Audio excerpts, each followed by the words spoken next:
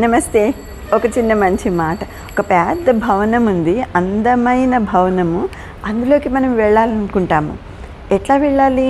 ఒక డోర్, ఒక ద్వారం ఉంటుంది. దాన్ని ఓపెన్ చేసుకుని వెళ్ళాలి.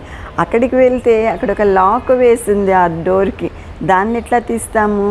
ఒక చిన్న కీ పెట్టి లాక్ ఓపెన్ చేసి, డోర్ ఓపెన్ చేసి ఆ భవనంలోకి వెళ్తాము. మరి అట్లాగే మన జీవితంలో ఎన్నో పెద్ద పెద్ద సమస్యలు వస్తూ ఉంటాయి. మరి వాటికి పరిష్కారం ఏంటి? పెద్దగా ఉంటుందా? అన్నిసార్లు పెద్దగా ఏమీ ఉండదు. కొన్నిసార్లు చిన్న చిన్న పరిష్కారాలు ఉంటాయి. కానీ అది మనము తెలుసుకోలేము.